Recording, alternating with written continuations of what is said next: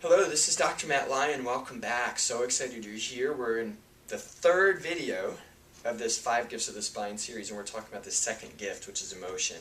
So just a quick review. The first gift is function. The second gift is emotion. The third gift is behavior. The third gift is sense of self. The fourth gift is behavior. And the fifth is awareness. So we're going to talk about emotion. So if I was talking to a group right now and say, hey, how many of you out there have had emotion? Everybody's going to raise their hand. Have any of you ever had painful emotions, joyful emotions? And of course, everybody's going to raise their hand. Emotion is literally the spice of life. And emotion exists for one reason and one reason only. And that's to get us to make a change right now. We have this myth in our culture that we have to get rid of bad emotions and cultivate good emotions. And yes, emotions can be very dysfunctional, but that's because ultimately we're not listening to what they're telling us to do. Emotions' function is to get us to make a change now. So how does that relate to the human spine? Well, let's get into that. Understand that your body, every organ in your body, even your bones, your red blood cells, are producing what are known as the chemicals of emotion. If you want to learn more about those in detail, read Candace Pert's work, who, by the way, Candace Pert was a PhD researcher at the National Institutes of Health. Phenomenal scientist, really became a maverick in her community and discovered, ultimately, the chemicals, the molecules of emotion. Just as a sidebar, she loves network spinal analysis and has said that it's body work with a capital B that can change the planet. And I'm so excited about her endorsement of our work. So every cell in your body is producing these chemicals of emotion. So for instance, when you're feeling jittery, did you know that your white blood cells actually act jittery and produce jittery neuropeptides that are very similar to adrenaline? If you're feeling anger, did you know that your heart often produces the same neurochemicals of anger that we might find in the brain? If we're feeling depression or sadness, the digestive system or the kidneys might make neurochemicals that are very similar to sadness or depression. When we feel exhilaration, in fact, the kidneys produce a certain component, a certain molecule of emotion that has to do with the sense of exhilaration. So if you don't know what exhilaration is, by the way, just go get on a ride at your local theme park. In fact, just as a side note, Deepak Chopra once gave a talk, and he was talking about how one of these great cures for kidney cancer was a shot of interleukin-2, which is also produced in certain high states of exhilaration, and that treatment was about $40,000 a go. So he just suggested that you go to your local theme park and ride a ride to feel exhilaration, because these molecules of emotion do a number of different things, but specifically in the human body, these drive the next thing, the next gift of the spine, which is sense of self. Emotion and these molecules of emotion are closely tied into hormonal balance, 100%. They're closely tied into our immune system, into white blood cell function. So, go back to our first video. Function is important, and a healthy spine is important because that drives the biological, bioelectric, biochemical function of everything. From there, we have all these molecules of emotion being produced at all times. Now, how does the spine interface with this? Well, the highest density of the receptor sites for those neurochemicals, those molecules of emotion, where do you think they'd be located? Well, they're located on the back aspect of our spinal cord. This is very, very interesting.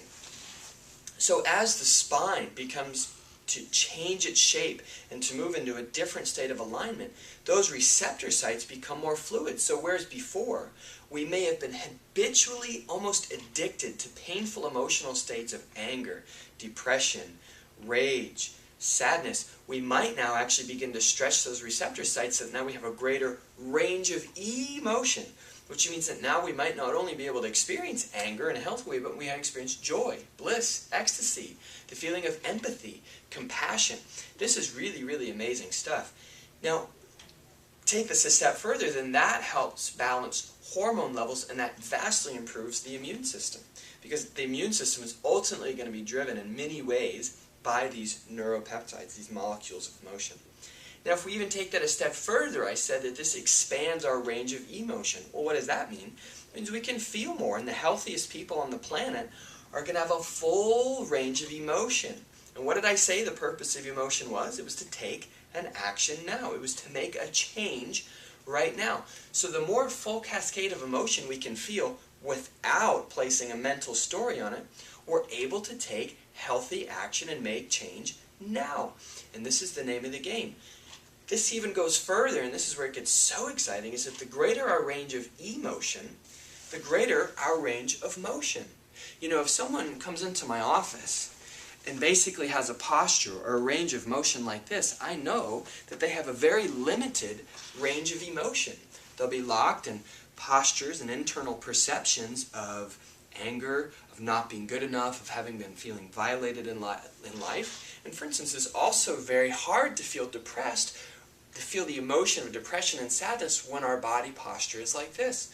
So the greater range of emotion we have, the greater range of motion we're going to have in our spine, and the greater range of motion we're going to have in our spine is going to continue to give us greater range of emotion.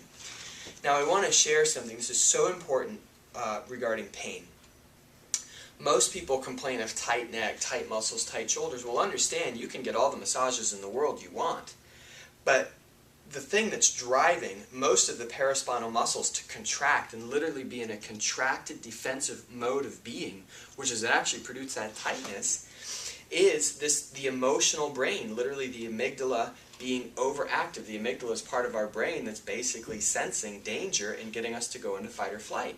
And that's what's going to put our muscles in that locked position, which is going to do what? It's going to lock our range of motion down, which is going to what? Lock our range of emotion down. So it's so important. And I also want to recognize that think of a pain and think of a volume switch. And the higher that volume switch goes, the more pain we experience.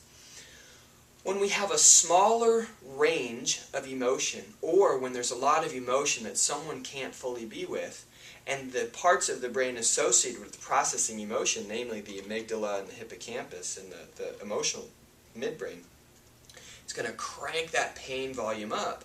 So that a healthy range of emotion, a healthy range of motion of the spine, not only is it going to relax the muscles in our back and neck, it's going to decrease the pain response. But what's so cool about this model, rather than slapping some electrical stimulation on there, or taking a muscle relaxant, or having a traditional chiropractor, crack you back into place, is that now your body's actually learning what to do with the emotion, and so you won't have the sequela of that, which is heightened pain responses, tight muscles, and habituated emotional responses.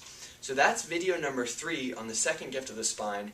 I can tell you that the healthiest people on the planet, the most inspirational people, the people that are comfortable with themselves, that are healthiest, that are at the lowest risk of chronic degenerative diseases, are going to have very healthy emotional lives.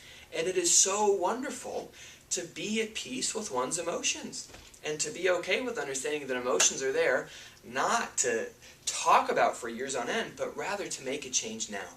And these are what ultimately create our sense of self. So a healthy sense of self has to come from these.